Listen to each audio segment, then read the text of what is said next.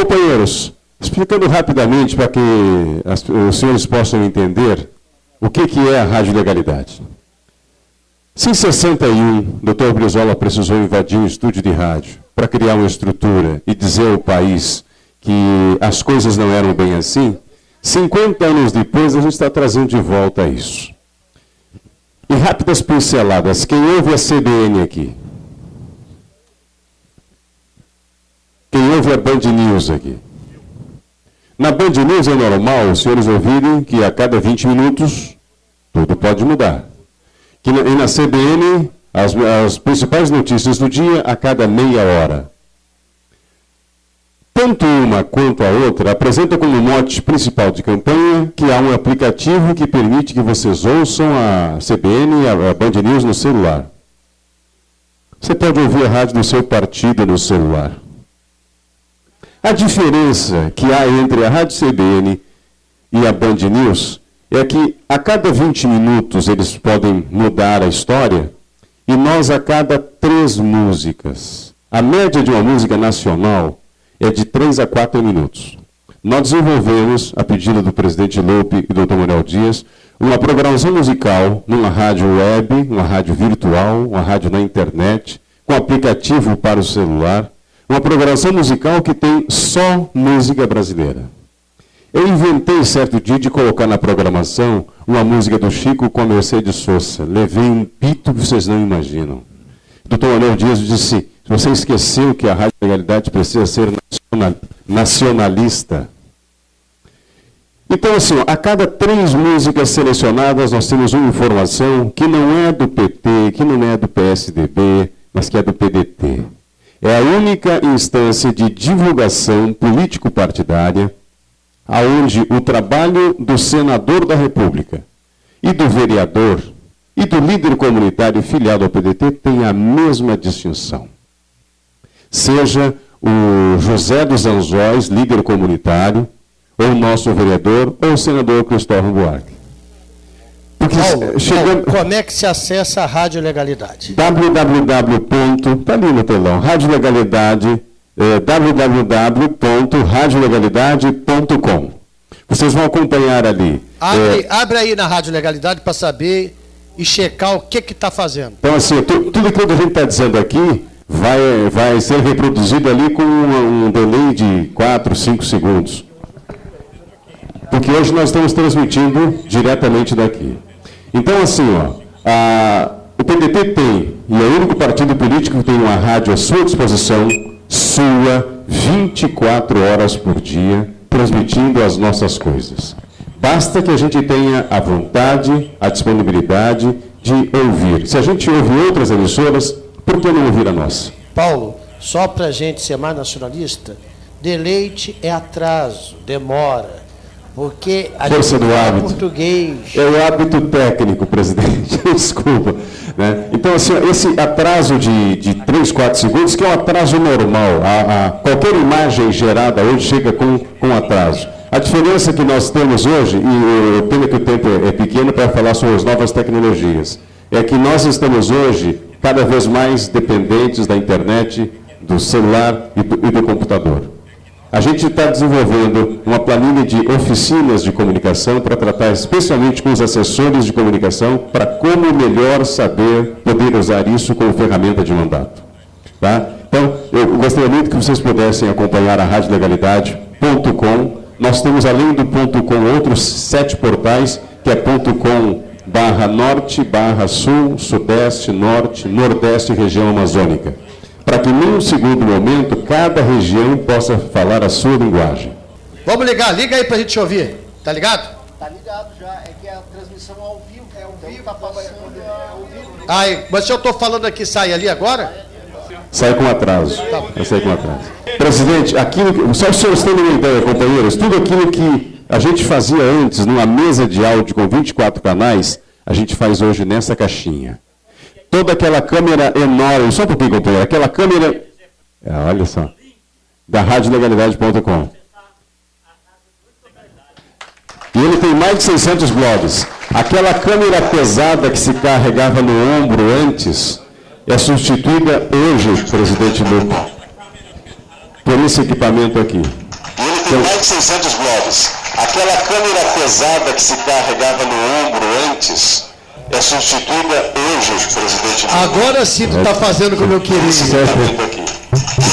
assim, Ricardo, só segura um pouquinho. Então, isso aqui permite como ferramenta que aquilo que no canal do Lupe, o Lupe está em viagem, ele gravou direto, coloca no YouTube e está para o mundo. E pesa 120 gramas. Isso é tecnologia, que é isso que só o PDT está usando. Parabéns, Paulo. Muito obrigado. Professor Wendel Pinheiro. Nós vamos ouvir agora o professor falando sobre a origem do trabalhinho brasileiro. Professor Wendel, a palavra é sua. Presidente Carlos Lupe, em seu nome, quero cumprimentar toda a mesa que se adentra aqui desse recinto. Quero cumprimentar todos os companheiros, entre militantes, entre vereadores, vice-prefeitos, prefeitos, quadros formuladores, e saudar porque é uma excelente iniciativa. Sem a formação política, nenhum militante pode construir um projeto de sociedade. Sem formação política somada à organização, não tem como o partido realizar, como o Manuel Dias disse com muita propriedade, que a razão de ser de um partido é chegar ao poder. Mas para que chegar ao poder? Para os partidos de direita é para manter o status quo. Para os partidos progressistas, populares e de esquerdas, como o PDT, é transformar a sociedade, trazer justiça social, mais igualdade, mais oportunidades para a classe trabalhadora. E esse curso, na verdade, era para ser um módulo de 4 dias, 5 dias, porque a história do trabalhismo brasileiro, ela demanda, na verdade, a própria história do Brasil republicano. Mas como eu só tenho disponível 15 a 20 minutos, então eu vou sintetizar em algumas bandeiras, né, que o trabalhismo tratou ao longo de sua história. Antes de mais nada, quero saudar também a todos os internautas que estão vendo no canal ULB, e saber que cada um de vocês são partícipes nesse processo de construção de uma sociedade mais justa, mais igual, e que o PDT historicamente tem legitimidade e linhas para essa bandeira, e ao mesmo tempo aproveitar os nossos jovens da Juventude Socialista, que estão no 14º CONEB da ONU, em Recife, cumprimentar a partir da presença do presidente nacional da Juventude, Luiz Marcelo Camargo, e do vice-presidente, na qual, se eu estou no partido, eu agradeço a ele, o Everton Gomes, que também, inclusive, está acessando esse momento. Eu quero saudar a todos eles que estão debatendo, nesse CONEB da UNE, sobre a reforma universitária, Lupe. É uma bandeira histórica do trabalhismo dos anos 50, 60, e que até hoje, mesmo com o governo Dilma e passado o governo Lula, ainda está sendo discutido e não se resolveu que projeto de universidade que o Brasil precisa. E nós, trabalhistas, temos a resposta. Uma universidade pública, democrática, popular, que dialogue ao povo brasileiro e que atenda ao projeto de país. Algo que outras forças de esquerda debatem para dentro, mas não tem a bandeira e a legitimidade histórica que nós temos. Então, pois bem, então a gente vai tratar, até mesmo para os vereadores, como é algo rápido, que Alberto Pasqualini, esse grande quadro que está ao lado de Getúlio Vargas, ele tem uma frase muito interessante, que nas eleições para o governo do Rio Grande do Sul, em 1946, ele fala o seguinte: não basta apenas vencer a eleição. É necessário transformar a mentalidade social e fazer o nosso programa. Essa é a essência de cada um dos vereadores, de cada um dos prefeitos, de cada um dos militantes que atuam, seja no movimento estudantil, no movimento sindical, no movimento comunitário, no movimento negro, no movimento LGBT ou em outra área afim.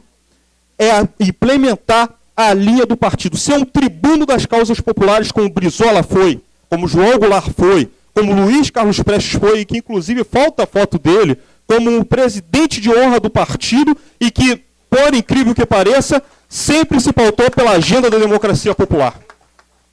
E a partir dessa fala do Alberto Pasqualini, que a gente tem que construir uma mentalidade social, a gente disputa justamente essa mentalidade social com as classes dominantes, porque elas têm a sua agenda, elas têm seus intelectuais orgânicos, ou seja, os seus pensadores para promover o seu projeto de sociedade excludente, preconceituoso. E a história do trabalhismo, ela perpassa por essas contradições. Vale citar que na Primeira República, ou como vocês devem estar aprendido no colégio, na República Velha, a reivindicação da classe trabalhadora em nascimento sobre os direitos sociais eram vistos como caso de polícia. como o caso de polícia.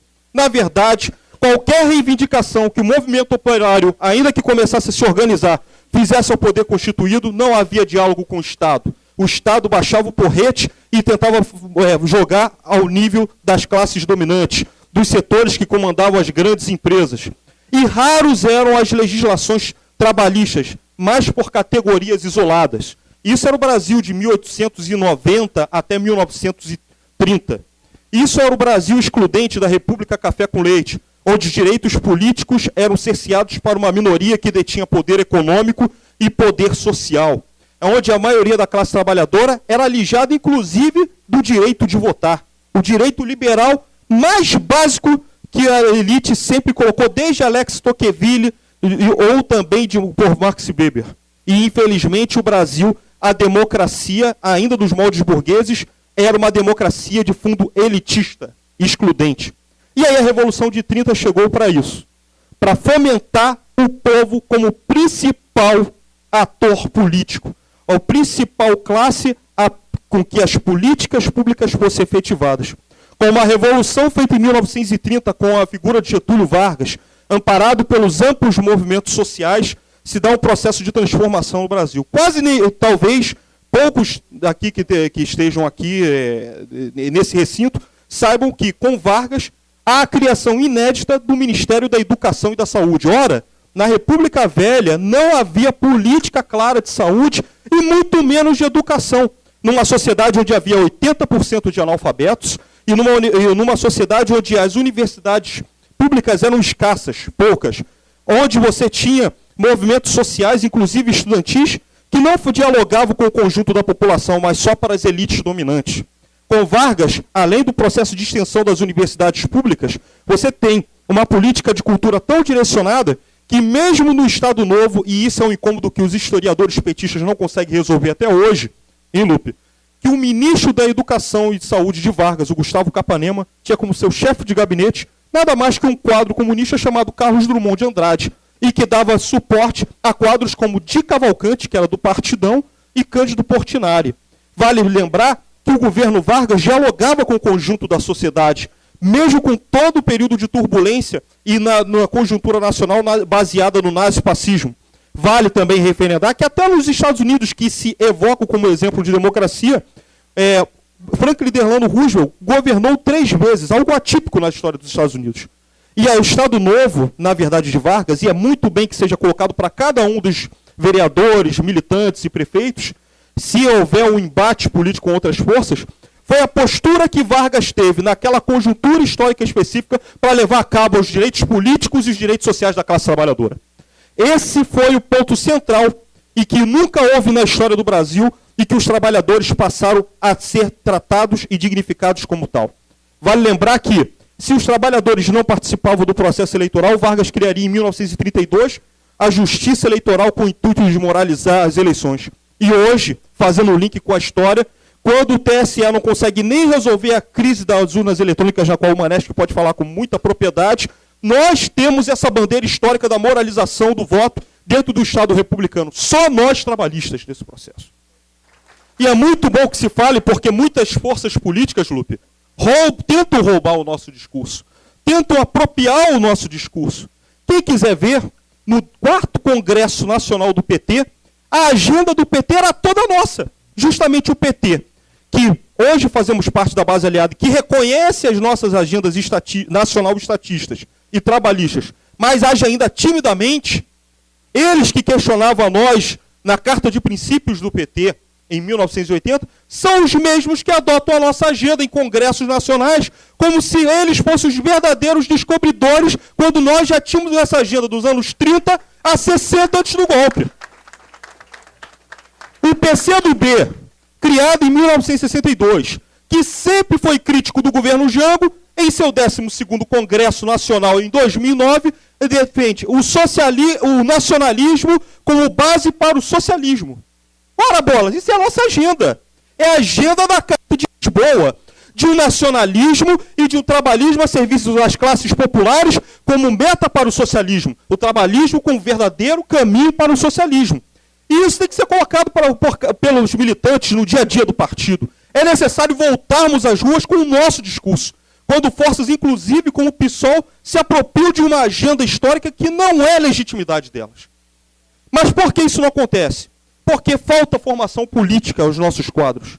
No momento que o partido está fazendo essa iniciativa de formação política, ela deve ser usufruída por cada um de nós, cada um militante, cada um assessor parlamentar, cada um vereador, cada um deputado, cada um senador e cada um dos gestores públicos, seja o secretário, seja o prefeito, seja os governadores. Porque a partir daí, sim, gradativamente, vamos assumir o discurso popular que o Brasil tanto precisa, mas que a esquerda hoje, mesmo com o governo Dilma, ainda não encontrou uma força política à altura de uma agenda nacionalista e popular. Já citei, por exemplo, a questão da reforma universitária. Por exemplo, vivemos hoje, no tempos de pós-modernidade, onde a maioria das esquerdas estão reféns de um discurso onde valoriza o discurso das minorias em detrimento da classe trabalhadora. A classe trabalhadora, ela é comparada como se fosse um gueto dentro de outros tantos. Mas nós temos uma perspectiva classista. Por quê? Porque a ideia popular, em que outrora o PT dizia, debochando do PDT, que o PDT era populista, nós temos o discurso classista. O que é o povo para os trabalhistas? É nada mais do que o discurso que, muitas vezes, a esquerda clássica marxista foi incapaz de colocar e que nós estamos muitos anos à frente. É a junção da classe trabalhadora tradicional com o looping proletariado, e que muitas vezes os partidos comunistas nem se dão conta dos setores marginalizados, dos setores... Professor Wendel, só esclarece que não é o loop do proletariado. Não, é o looping. E é muito bom que se coloque, Lúcio. Porque eu sou o loop do proletariado. Exato, Lupe. E isso o trabalhismo sempre pôs em prática. O governo Brizola sempre defendeu a categoria dos ambulantes. Isso sempre foi marca nossa. E muitas vezes os segmentos de esquerda tradicional sempre relegaram a segundo plano. Agora que estão vendo esses setores do lupe proletariado.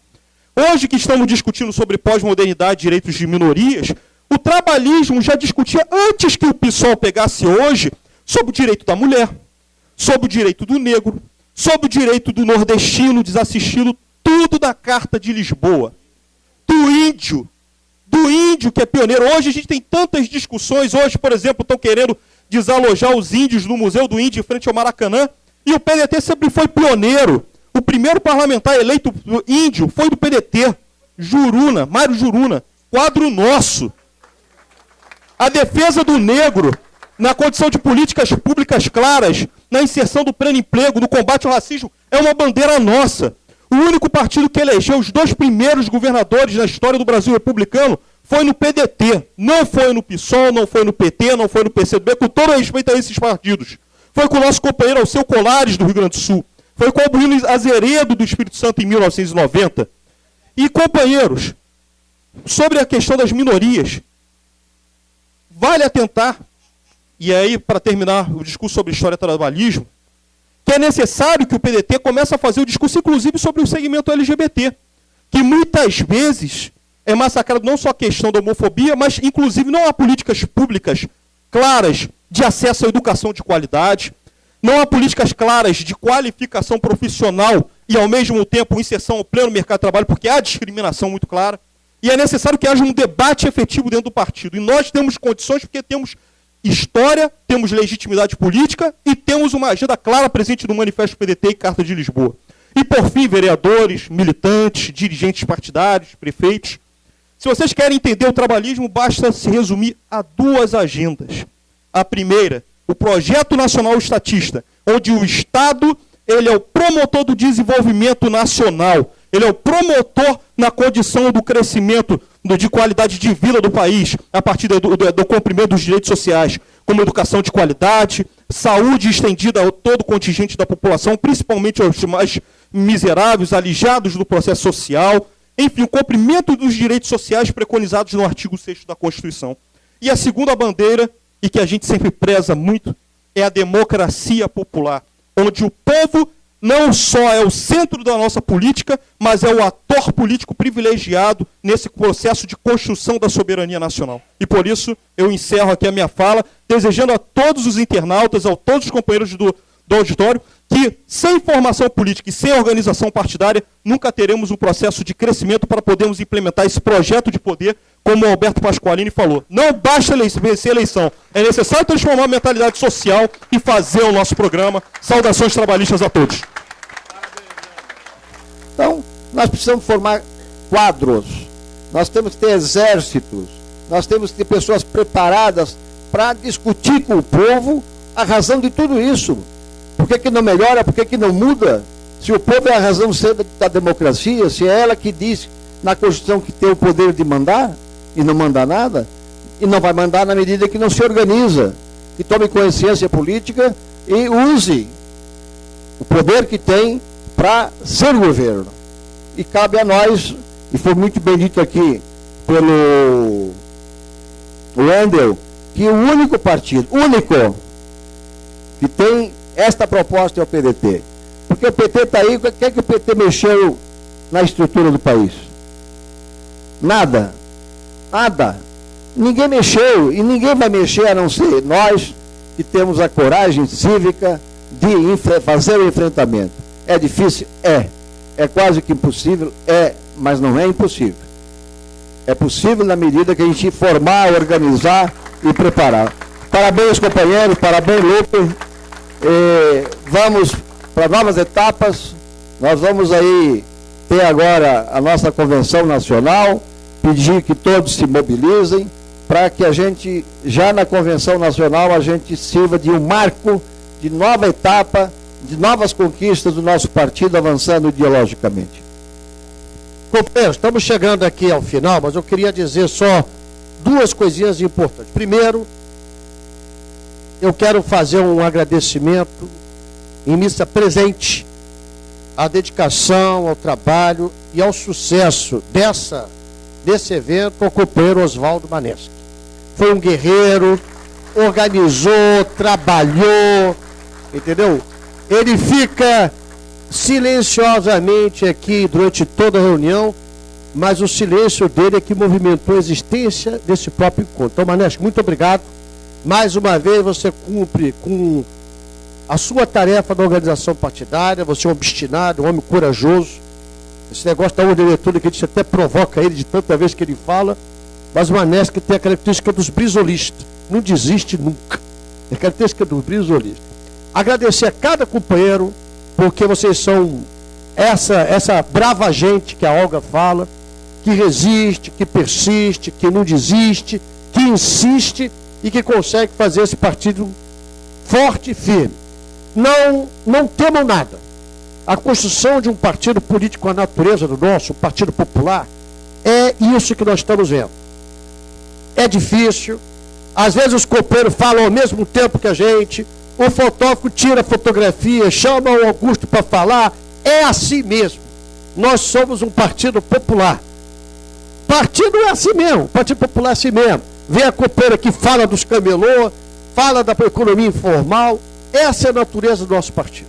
Quem quiser vir para um partido formal, todo organizado, bonitinho, com gente de olho azul, arrumadinha, está no partido errado. Né? O partido tem muita briga mesmo. A história do trabalhismo é assim. Né? É só lembrar, Jango com Brizola ficaram sem falar 10 anos. 10 anos sem se falar. Mas é importante a gente entender que o momento que a gente vive é um momento muito importante para a história do partido. O nosso partido não é apenas um partido eleitoral, eu falei isso algumas vezes aqui. O nosso partido tem projeto. A base do projeto do nosso partido começa com a Carta Testamento. O trabalhismo, através da Carta Testamento, criou o seu dogma principal, a sua principal fonte de inspiração. Porque ali denunciou Getúlio a expoliação internacional, ali Getúlio denunciou a mídia da época com todas as suas nuances, como se for um polvo com várias pernas, vários tentáculos para tentar derrubá-lo. Ali Getúlio denunciou a direita histórica que combate projetos de nação, que quer um país tutelado, que quer um país colônia. Ali Getúlio deu a única prova viva da história republicana de um presidente da República que deu a vida a favor de impedir um golpe que já estava sendo preparado que era um golpe militar de Estado. A história do trabalhismo é feita de sacrifício. Quem acha que vem para esse partido para ter glória, está no partido errado, desculpa a sinceridade. Quem acha que veio para ter títulos de homenagem, também está no partido errado. Nós estamos convidando a luta. A luta para a construção dessa sociedade que a gente sonha, que não é para os nossos filhos, porque cada um de nós cuida dos seus filhos. Pelo menos penso eu assim.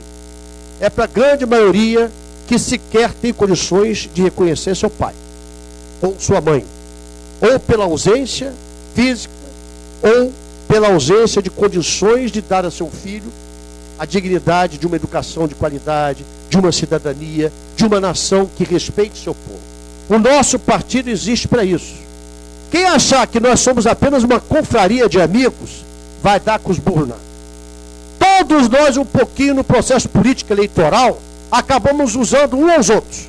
Muita gente usa o PDT para se eleger e depois que se elege, se manda. Muita gente também acha que quando sai do PDT carrega os votos. Muita gente acha que o voto é dele e não é da instituição. Se esquece que foi a somatória da legenda que deu a ele o mandato. Mas isso tudo é momentâneo, gente. Porque esse filme é velho. A Maria José sabe mais do que eu que esse filme é velho. Esse filme a gente já viu. Mas olha, eu estou falando isso porque olha, o encontro foi muito bom. Mas ele não tem resultado nenhum se a gente acabou o encontro, cada um for para o seu canto e esquecer de que isso tem que servir como instrumento da nossa conscientização e do nosso papel de transmitir essa conscientização para outras pessoas. Eu penso que nós já cumprimos parte da nossa missão. Aí, ó, 2004 o Brizola morreu, estamos em 2013, 9 anos. E acho que a gente conseguiu passar as turbulências mais difíceis da existência do partido.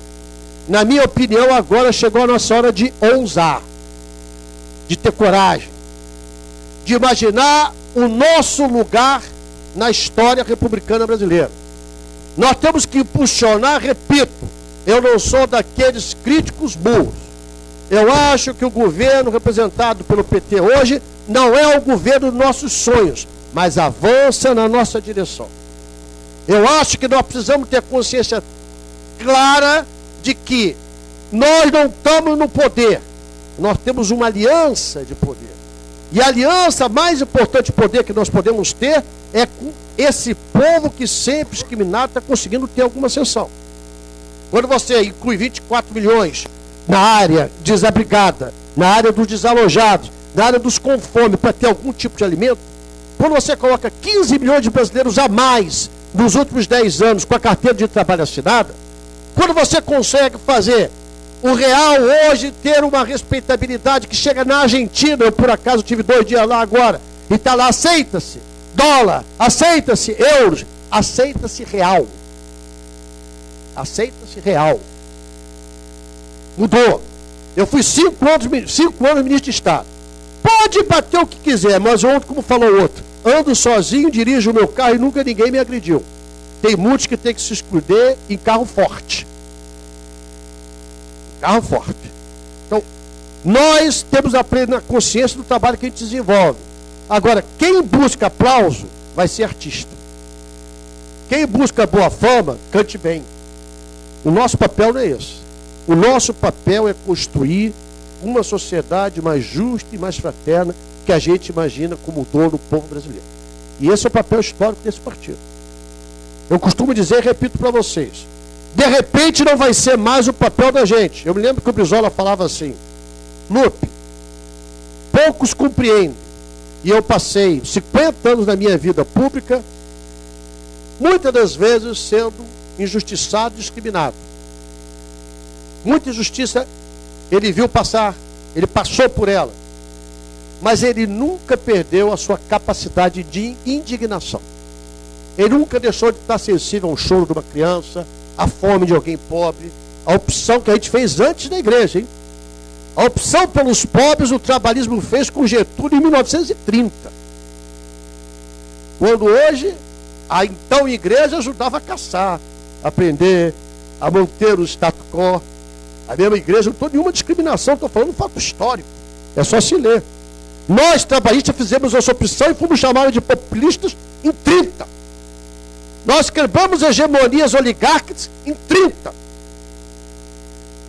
Brizola falou de educação quando voltou do exílio, era uma gozação generalizada. Todo mundo ridicularizava. Quando ele anunciou que ia fazer 513 CIEPs, eram 200 editais por dia ridicularizando que ele não teria condições disso. Fizemos, cumprimos nosso papel e estamos resistindo.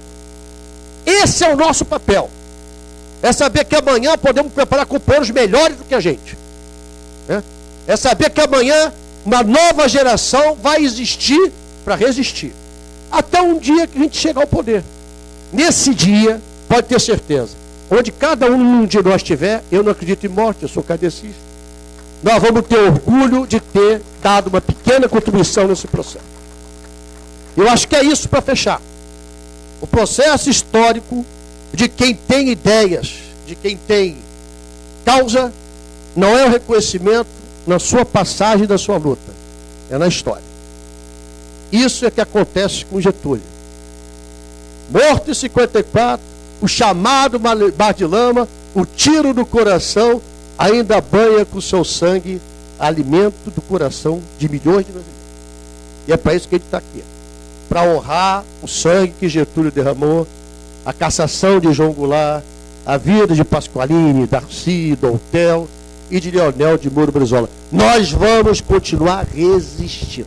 Brava gente brasileira, longe vai, temor servil, ou ficar a pátria livre, ou morrer pelo Brasil. Ou ficar a pátria livre ou morrer pelo Brasil. Viva o trabalhismo! Viva Brizola! Viva o povo brasileiro!